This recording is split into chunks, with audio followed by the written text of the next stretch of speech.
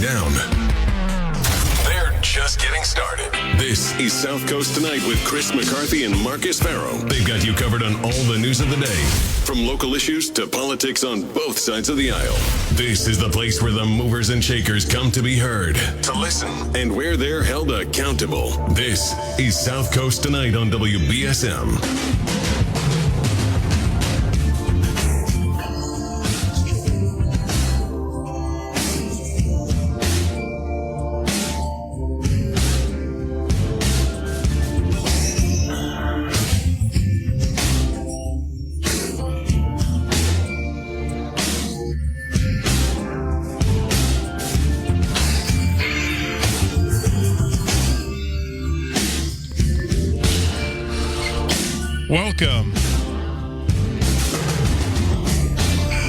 Welcome to South Coast Tonight. I'm Marcus Farrow. I hope you all had a great holiday. I did as well. Chris McCarthy is going to be back tomorrow. But for now, I'll be joined by you this evening at 8:05 p.m. I'll be joined by Paul Heroux, the Bristol County Sheriff-elect. He just toured the facility with both jails and the offices and met with department heads with outgoing Sheriff Hodgson. So he's going to call in. He's going to react to his visit there. There is a column on WBSM.com, but Heroux's going to add some more commentary to that at the 8 o'clock hour. But here in the 7 o'clock hour, we're briefly joined by New Bedford Light columnist Jack Spillane. Hey, Jack. Hey, Marcus. Nice to hear from you. Yeah, it's good to hear from you. Thank you for taking time out of your week off to call into the program. The news doesn't take a vacation, so I really do appreciate that. So Jack, you have a column out, and it's basically discussing. We've had the mayor on here. We've had the mayor on this program a couple times to talk about this. I know during his weekly segment with Tim's show, he talked about the need to raise pay for city workers because what city workers are getting paid, especially department heads are getting paid, is woefully short of what other similar areas in the Commonwealth are getting paid, and so it's making it hard for them to find jobs. But in your column, you raise there's a couple of pay raises, because this all had to be approved by the city council, that are a lot higher than what other department heads are getting in the Commonwealth. Can you talk about that a little bit? Yeah, so I should first say that I support raising the pay of managers. Of course. Unit seat people in New Bedford, that they are out of date, and that the city definitely is having a hard time attracting people, particularly at the upper echelons with positions like chief financial officer. Yeah, they still haven't replaced Ari Sky since he went to Lakeville. Yeah.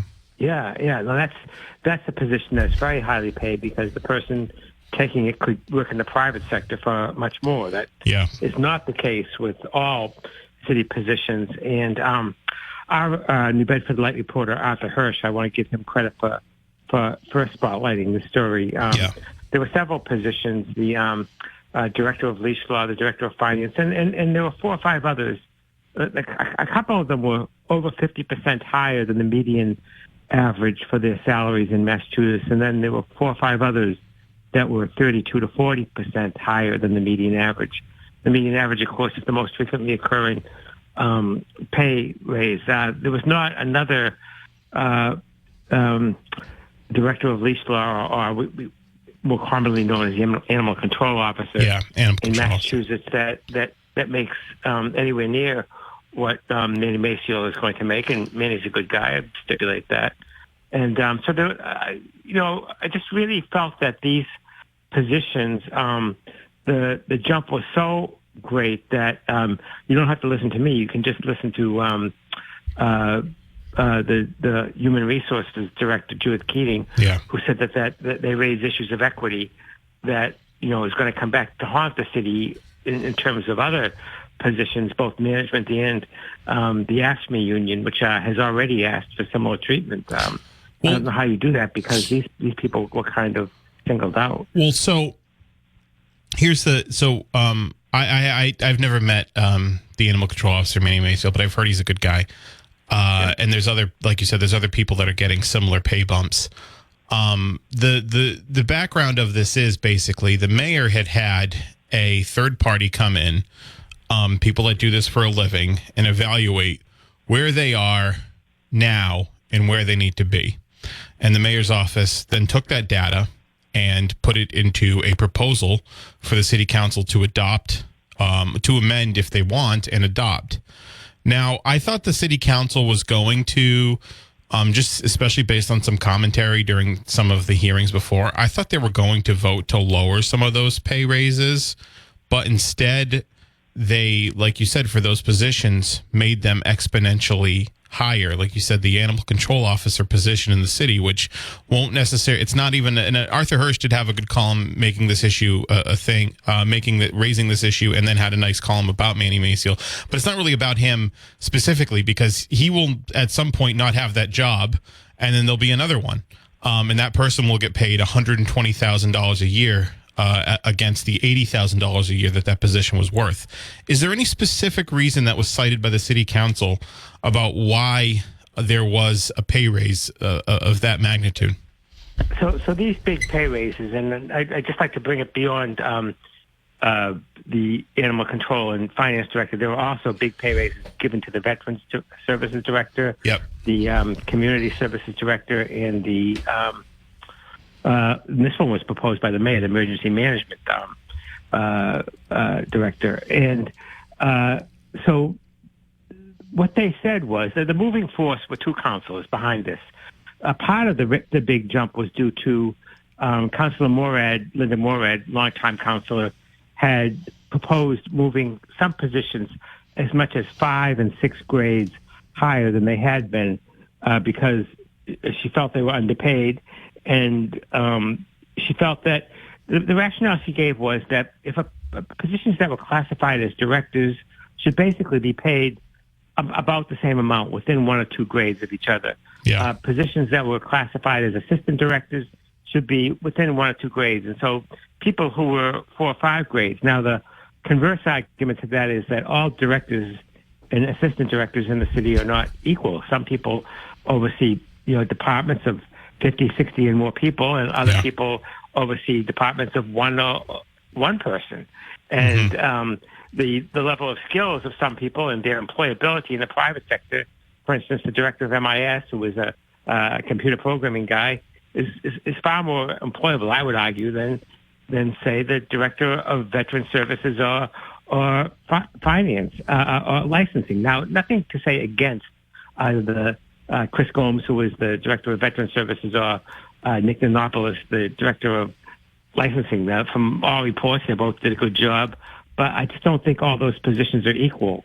The second part of it was Councilor Carney proposed that people who are long-term employees, and this mainly affects people who have a lot of years, like 20 years with the city operates on a step program to give increases to people who have been around a long time. Just like all towns do. When I'm in the BPW in Fairhaven, we operate on the step program too. We hire people at certain steps, and then they can move up as appropriate. That's right. So in the old classification system, before they changed this, there were 8 steps. In the new one, there's going to be 12 steps. So if a person is been here for 20 years, they are likely to be at the 7th or 8th step, and they're making much more than a person who would be just starting in their position. But when those jobs were reclassified, some of those new salaries were higher even than the position that the person was working at when they were at step 7 or 8. So Councilor Carney proposed that the instead of returning to step 1 and start all over again. So say that you were making $30,000 at step 8 of the old job, and then under the new classification, you're making $32,000 at step 1. What she proposed was that people at the higher steps only have to keep some of their steps, not have to go all the way back to 1. But that allowed some people who are very long-term employees at the highest step levels to have a big boost beyond the 5% increase that everybody got for being reclassified to bring it more into the level of competitiveness. And that resulted in some salaries I think the biggest one that I saw was Cynthia Walquist from the director of, I think her title is Director of Community Services. Mm-hmm. She oversees things like the Council on Aging and the Human Relations Commission, things like that. She went from, I think, 93 to 143,000 in one fell swoop. Yeah. You know, I just don't think that it's a $50,000 pay raise. Yeah. Yeah. So, and it was a combination of her grades being increased by Councilor Morad, which passed 10-0, and the steps being preserved by Councilor Connie. Now, in their defense, those two councilors made their arguments in public. There were other councilors that sat silent and then voted for them. Now, in defense of the councilors who didn't say much and then voted for them, what I would say is that in order to reclassify salaries, you have to have 8 votes. It's a 3/4 vote of the 11 members. It's not a simple majority. It's sort of like the local version of the filibuster. Mm-hmm. So you have to have 8 votes, not 6, to pass this. And that means once you get past Councilor Morad and Councilor Connie, you only need one more vote to stop it. Let me see, 9, 10, 11, 2 more votes to stop it. So I think the other councilors may have just decided, well, there were enough councilors that were going to support Morad and Connie that they had to trade votes, and that's kind of the messiness of government, and I understand that. But I do think that these kinds of huge amount of increases all at once, the rank and file workers in the unions noticed them. The other managers who didn't get them may feel, well, I think my job is as important as somebody else's job, and so it's a very subjective process. And I thought it was best left to the human resources director, who really is the person who has the expertise in this area. Yeah. So we know that they haven't really given a convincing public reason for these pay raises, but is there maybe an underlying reason that hasn't been expressed yet? Well, I mean, I think that there are positions in city government. I'll just say it because I asked you to ask a question I knew the answer to, and it's basically that I think some of those department heads are friends with the city councilors that gave the pay raises. I think that's pretty clear on its face. Yeah. So I don't know. I'm I think I'm fairly close to city government, but maybe not close enough. I don't know that for a fact.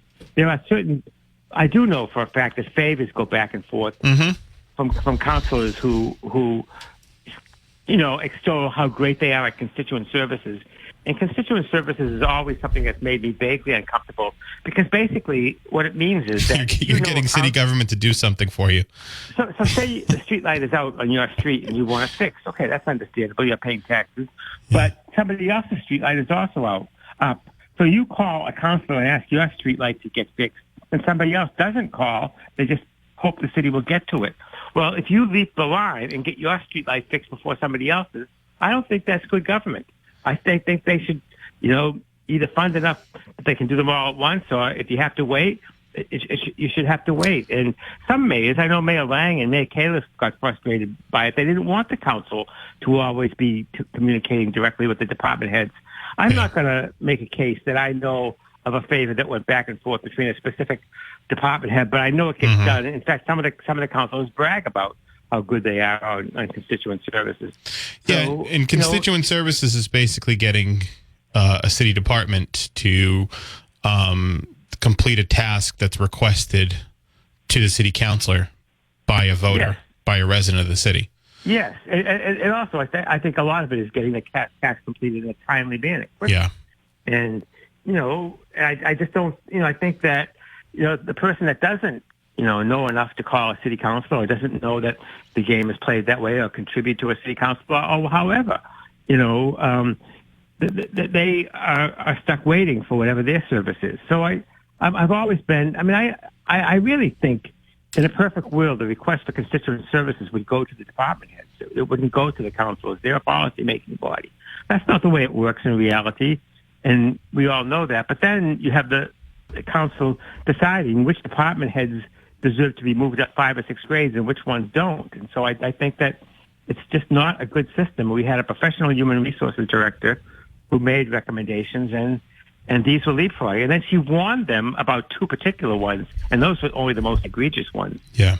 She didn't warn them about the ones with the most dollar increases. She warned them about the ones that were so far above what anybody else was paying in the state that she thought that they presented equity issues, for the city.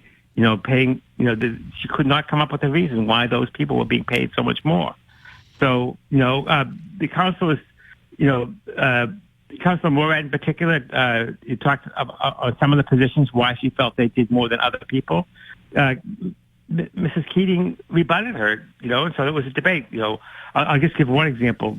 Councilor Morad said that the animal control officer does euthanasia for animals that need to be put to sleep, and not all animal control officers do that. But Mrs. Keating said no. It's not unknown. Some animal control officers do that, and so what we found out was that the highest person we could find was Boston, was going to be paid $12,000 less than New Bedford is now going to be paying for its Boston is literally 7 times the population of New Bedford too. Yeah. So I don't know what that job does in Boston and what it does versus what it does in New Bedford. But when you hear Judith Keating saying that it's 52% more than the median of any other place in the state, that I don't know. Is New Bedford 52% wealthier than most places? And again, this isn't even personal to the people, because all these people that we're talking about, they're not going to have those jobs for till the end of time. There's going to be somebody else signed up for this job, and it's something that's going to continue. And I guess from this point on, increase over time. Yes. And is it? Yes, and the council has said that this is not about the person; it's about the position. Yeah. But in all honesty, I just think methinks the lady does protest too much when they say that. Yeah. Because this is not a big metropolitan city. It's a mid-sized city, and everybody knows who these people are. So how did they propose that this increase in these salaries, which wasn't accounted for, obviously, which wasn't budgeted for by the mayor's office when they proposed this stuff, but the mayor did have his own favorite, the emergency management director, Brian Nebrega. Yeah, he wanted to increase him by 5 or 6 points, and I thought, he talked about, we had the pandemic, and then we had the climate crisis, and the guy's working a lot of overtime. He doesn't get paid for any of that overtime. And what he said was that the private market, EMS directors can get paid a lot more money than the $75,000 that he was making. Okay, but I just think that once you say, I think this guy is doing more, then you leave yourself open to the council to say, well, I think this person is doing more. Right. So I think a better way to do it, and I said so in my column, would be to create a whole new job, maybe a whole new department for him, and make him a higher position than he already was, rather than trying to pay him a lot more for the same position that he was in. But so I didn't think the mayor was, the mayor will disagree with me on this, of course. But the human resources director Keating, she went along with the mayor's recommendation, but then she works for the mayor, so so I don't know. I just think when you see those kind of numbers, and you see those kind of percentages that somebody is getting paid 32, 40, 50, 52% more than the median of everybody else in the state, I think that's hard to swallow for a working class city like New Bedford. I think so. And, the other thing is, these proposals, they basically... The problem with these proposals is that the mayor, the urgency of it required the mayor to basically put everything forward in one comprehensive package, and the city council votes on it in one comprehensive package. So he doesn't have a line item veto. He can't. That's right. He can't say, okay, well, I'll take this one, but not this one. He has to take the whole package or reject the whole package. And he has already said he's prepared to sign the entirety of the agreement. But my understanding is that he is prepared to sign it, because for those top positions, CFO, and also a lot of other positions that need to be upgraded, that he just needs to get them through. But I think he wants to revisit this especially for the big salaries that were increased. He just had to get through to get the reclassification. So I think he's just going to sign this. The other thing he mentioned to me is that he's very concerned about the ordinance the council passed a few years ago that when you go to hire a new person, there's a 10% reduction in pay if they don't agree to live in the city. I thought that was so stupid, honestly. I didn't agree with it at all. When you're trying to attract a chief financial officer who can work in the private sector, and you say to him, you have to live in New Bedford, and he commands a salary that allows him to live virtually wherever he wants to, and maybe his children are in school or in a system that he wants. I just think that's. I don't see how that ordinance ever works for the city. And can you imagine being interviewed, and then the city has to inform you, oh, by the way, I guess we're going to try to pay you higher because there'll be a 10% reduction of your pay when the first day you start. Yeah, I just don't see how that. I don't see it either. I mean, it's just the fact of the matter is that municipalities, especially the ones the size of areas around here, just don't have the population to get the talent pool needed. Like I said, over here at Fairhaven, the BPW, if we only hired people in Fairhaven, or if we cut the pay of people that by 10%, the people that live somewhere else that wanted to come work here, we wouldn't be able to get. It would be very difficult to get some people. But yeah, I mean, there may be some positions you can do that for, but other positions, I think it's going to be hard. Yeah, no, I totally agree. Hey, Jack, thank you for joining me. Again, I appreciate you taking your time out of your vacation to give me a call and talk about that issue. NewBedfordLight.org is where people can read this column and your other work, as well as some of the work that the great reporters you got there are doing. I understand that you guys were recognized for your nonprofit journalism by Boston.com recently, so congrats on that. Yeah, we continue to grow and just functioning as a nonprofit. We think we're hoping to serve the city even better in this coming year. Thanks for joining me, Jack. I appreciate it. Okay, thank you. That was Jack Spillane, New Bedford Light columnist. Again, appreciate him taking time out of his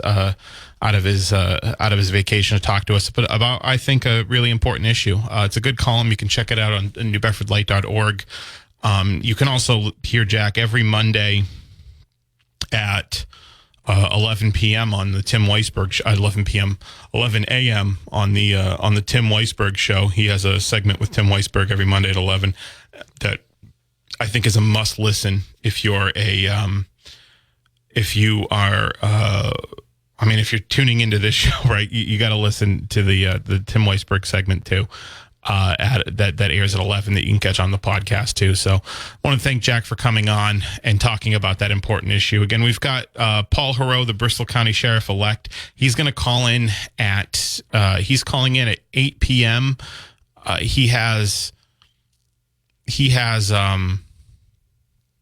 He just toured the Bristol County Sheriff's Office facilities with his former political rival, Sheriff Hodgson. I have a column on that in WBSM.com that you can go and you can take a look at if you'd like.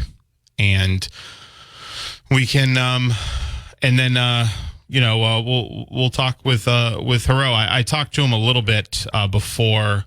Earlier today, and he has some additional commentary that he didn't get because he had a media availability at the event, but he has some additional commentary that he thought about and he wanted to add to his reaction to the facilities and all that, and I think it's really important. So you'll definitely want to hear his comments on that. I think they're really they're going to be really valuable. So, all right, 508-996-0500 is how you can get on the program this evening. I'm going to take a break now, and we'll be right back. This is South Coast Tonight. I'm Marcus.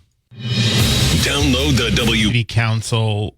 If you'll remember, last week we had Councilor at Large Shane Burgo on. He came on last week for an hour and talked to us and took calls and app chat messages from the audience. And by the way, if you want to call in, you can at 508-996-0500. You can also send us a message on the WBSM app chat if you have it, and I can read it on the air. So Shane Burgo came on the show to talk about him and Councilor Pereira's walkout of a city council meeting. So what happened basically was December 13th, on Tuesday, December 13th, there was a meeting of the City Council Committee on Appointments and Briefings. The Committee on Appointments and Briefings is chaired by Councilor Naomi Carney. They had a quorum for the meeting. There were 10 items on the agenda. 9 of them were appointments to boards and commissions in the city. Really important boards and commissions. The Voc-Tech School Board, the Port Authority, the Liquor Licensing Board, the Board of Health. So there's a few there that were really important to get, that were really important. They had a total of 7 counselors there. Shane Burgo was there. Well, so it'll be easier to mention the counselors that weren't there. Ian Abreu, Brian Gomes, Scott Lima were not there. And of course, as you'll remember, Hugh Dunn resigned in early December. He resigned, so there are only 10 counselors. So there's really 4 seats that are missing. There are really 4 seats that are missing, but in terms of active city councilors, there were 3 that were missing. So they had 7. They had 7 counselors there.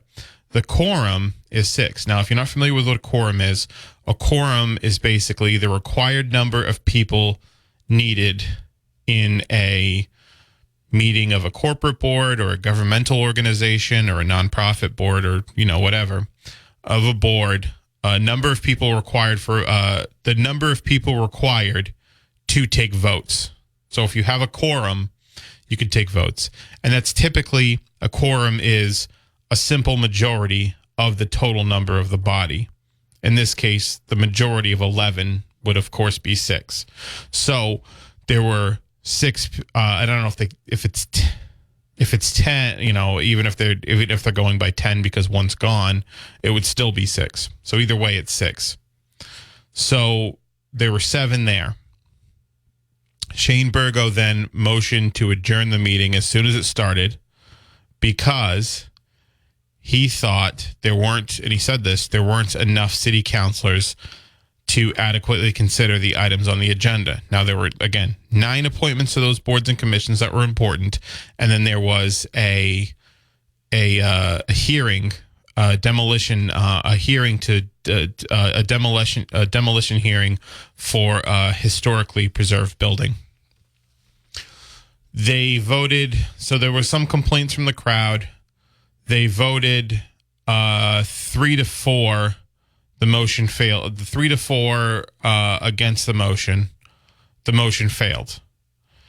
Shane Burgo and then Ryan Pereira walked out of the city council meeting. They got up and they walked out of the chambers. That brought the quorum. That brought the total number of councilors down to 5. They no longer had a quorum. Carney was forced to adjourn the meeting. Now, I looked in that. You can look on the cable access video, and you can see that there were a lot of people there. I've gone to quite a few city council meetings and even committee meetings, and that was one of the better attended ones you could see. Just from looking at the New Bedford cable access footage of the meeting. So Burgo and Pereira walk out. So I asked Burgo why he walked out, and he said it was because a couple reasons. One, he really didn't think there were enough people on the board to consider especially those 9 appointments. And 2, he accused Councilor Carney of scheduling the meeting at an inconvenient time for the sole purpose of blocking 2 committee appointments. One of them being the licensing board, the other one being the Voc-Tech School Committee. Now, the Voc-Tech School Committee has some deeper stuff going on, too, because they have to comply with some admission standards that are new, that are coming down from the Department of Elementary and Secondary Education. I don't know if they're doing a good job of that. And so they need this nominee, Carol Pimentel, is in favor of the new admissions, whereas I think the Voc administration is against it. I'm in favor of those new emission policies, by the way, too, because Volk schools are essentially treated as a private school now. And Burgo brought this up he brought this up on air, that basically the demographics of Volk, when it was on Hillman Street to where it is now are starkly different, and it frankly does need to change. But anyway, so Burgo accused Carney of basically scheduling this meeting at an inconvenient time so that fewer counselors could be there, because you need 6 votes to get anything passed. You need at least 6 votes. In some cases, to get anything out of committee, you need 6 votes. In some cases, you need 8 votes, a supermajority. So,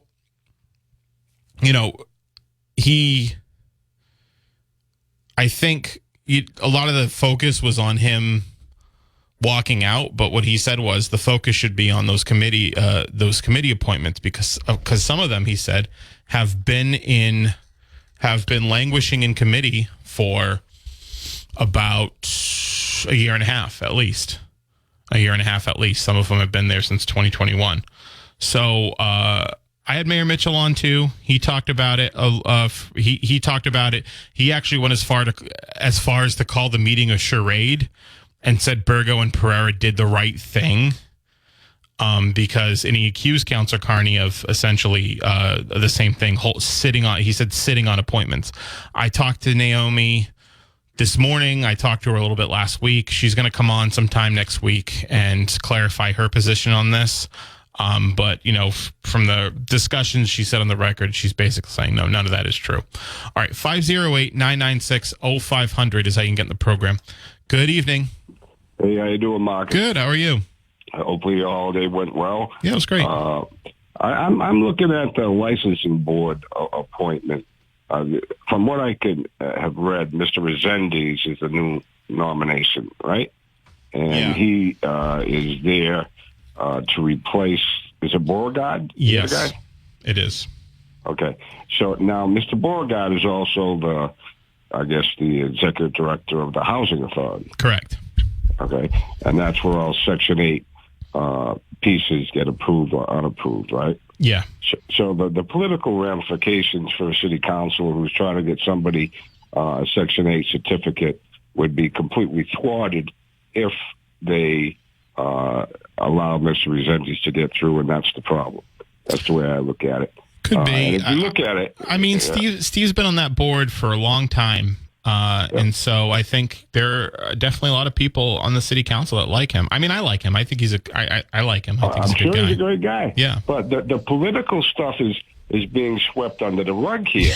You look at the Section 8 piece in the city of New Bedford, and if politicians are the people that are lining up people for Section 8, there's no wonder you got regular citizens who qualify for it that have been on the list for 15 years. Yeah. Okay? So this is a problem. And I think, the mayor's appointment of Mr. Resendiz should immediately go through. And if that's why they were trying to finagle this thing, then I got no problem blasting away on it. Because, you look at the ability of the city to house its own people. Part of that problem and responsibility is with the housing authority. We're 2,500 units behind. Where are these people? Well, that's not. I don't think that. I think the units, that doesn't fall on Steve Beauregard. I think that falls on the city. It falls on the city in coordination with the housing authority to get the grants to build the housing that the citizens of the city need. Yeah, I think city government's been pretty resistant to additional housing units. Listen, it's a huge problem. I just don't think I don't think you can put that on the housing authority. I think that's entirely the policy. That's entirely the policymakers. That's the people who make the policy, and that's not Steve Beauregard. That's not Steve. That's the city government policy, Marcus, to allow for trip towers, which was originally designed for senior citizens in the city of New Bedford, and you go down there, and half the population is under the age of 50 with Section 8 certificates, okay? And that isn't under the housing authority? I don't know as much about that as you do. To be frank, I'd have to read a little bit more into that particular situation. I'm sure you all like Mr. Broad. I'm sure he's a great guy, but the political stuff involved in here is what's holding this whole thing up. I mean, of course it is. Of course, it's a political thing. But define the political thing. I'm telling you what the political thing is. That's the definition of the problem. Yeah, and it could be. I just don't have a firm answer on that. I do know that I know there's people, like I said, there's people in the city council like Steve and don't want to see him go from the licensing board. And the other thing was when Spillane was mentioning these increases. If you go back, Cynthia Walcris, who I've never met, came into the city under the Kaler's administration. Mm-hmm. At that point in time, the various departments like the Council on Aging were independent agencies operating with the city of New Bedford. But for some reason, she became the director out of all of them. That happens through city council policy, where she's in charge, and the Council on Aging has an assistant director. I'll tell you what, if I'm on that council, I'm listing all the agency that she allegedly is in charge of, and I'm eliminating her authority over them. And for each elimination, I'm going to reduce her salary $30,000. $30,000? That's a lot. I mean, when you think of what she actually does for the city of New Bedford in her position that she got in the Kaler's administration, and this constant fusing of agencies to come under her leadership is completely unnecessary. Yeah. You've got qualified people running the Council on Aging, but they eliminated the director several years ago, so it comes under her jurisdiction.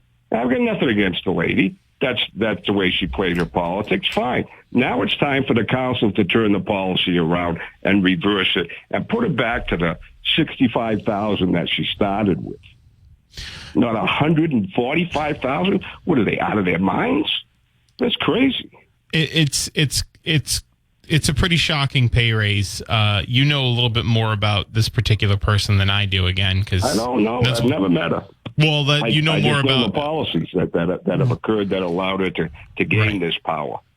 Yeah, no, none of that makes a lot of sense to me either. Honestly, I don't get it either. Especially considering I'm pretty sure Council Moore had tried to put an amendment forward to reduce the pay of the DPI commissioner, which is pretty awful. I think purely out of spite, out of pettiness, because she doesn't like the DPI commissioner, even though, like I said, the city, the DPI more than any other department gets that city council votes. You know, don't you wish sometimes we could just get the jurisdictional policy of the legislative branch and the jurisdictional policy of the administration with complete truthfulness and honesty across the board, so that decisions can be made based on merit. But we, for some reason, the politics always gets in the way. Well, sorry, go ahead. Yeah, I was just going to tip my hat to Councilor Pereira and Councilor, what's his name? Burgo. Yeah. For doing what they did. That is simply like, whatchamacallit was saying the other day, that's a parliamentary move. Yeah. That's all. You know, it is necessary for them, and then they did it. Hey. That's the way it goes. I agree, especially when you look at the votes and you say, okay, well, this is what I want to happen. This definitely isn't going to happen the way it is now, so I'm going to try to make it happen another way. I agree. I thought it was a good leverage of your position, and I think he made a great point when he said, this actually shows how much power a city councilor can have, or two city councilors can have. If two city councilors can leave and end the meeting, then two city councilors could have ran that whole meeting, because they could have said no to certain things, and those things couldn't have gotten through because they needed 6 votes. So very important stuff. I at first, I like I said, I went into that interview with Shane with a different set of questions than a different expectations than I came out of it with, and I thought his argument was really convincing. Again, Councilor Carney's going to join us next week, so we're looking forward to that. Too, yeah. Hey, Tom, I got to take this break. What was the final vote on the sheriff's race? How many did he win by? I had 2,913. Yeah, something like that. It was like 49 point something to 50 point something. It was close. I'm looking at my clairvoyancy and predicted 2 days before. Yeah, I've had put down 2,913. I don't know what the final was. Oh, it was like 2,800. Yeah, so I was off 100 votes. Yeah. Not bad. Yeah, not bad. It's pretty good. It's pretty good. Thanks to you guys. Yeah. All right. Yeah. Thanks for the call, Tom. Appreciate it. I got to take this break. I'll be right back. New Bedford's News Talk Station, 1420 WBSM. Help Ukraine. Take South Coast Tonight with you wherever you go. Stream Chris and Marcus on the WBSM app or get their podcast on the app at WBSM.com. Now, back to South Coast Tonight. Hey, welcome back to South Coast Tonight. I'm Marcus, 508-996-0500. So you can get on. We'll also take your messages on the WBSM app chat. If you have the WBSM app, you may have gotten a notification that Sheriff-elect Paul Heroux will be joining us at 8 o'clock, right after the news. So after the news and the intro, you will hear from Sheriff-elect Paul Heroux. He just toured the facilities at the Bristol County House of Correction today with Sheriff Hodgson, and he's got some reaction. There was some media coverage here, but he's going to add some commentary that hasn't been in the media coverage, including our own coverage, which you can find at WBSM.com. So you'll definitely want to hear that. 508-996-0500. Good evening. Hello. Marcus. What's up? Steve Wargad. Hey, Steve. First time caller. How's it going? Not good. Why is that? I just hate people kicking the shit out of me when they don't know what the fuck they're talking about. Oh, Steve, you can't swear on the air like that. If you want to call in and sometime, and you gotta can't do that. But I gotta take a break. That's interesting. All right, so if you're just tuning in, you can give us a call at 508-996-0500, and we can chat. But I got Sheriff-elect Paul Heroux calling at 8:05, so probably take your calls and messages sometime a little bit later, in the 8 o'clock hour after I speak with Sheriff Heroux. He's going to be joining us via phone again. He just toured the facilities of the Bristol County House of Correction, and yeah, that's pretty much it. So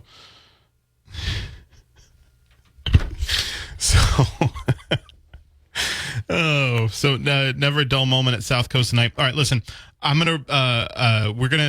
got Paul Heroux calling it at 8:05. We have Paul Heroux calling in at 8:05. We're going to talk to him about his transition. He's got some comments that weren't included in some of his comments earlier, but there is a column on WBSM.com. An article on WBSM.com, column's opinion, articles news, and what I have is on WBSM.com is news. I was told that I discipline my vocabulary that I use for the things that I write. So the article on WBSM.com is up, and you can look at that if you want some background prior to the interview.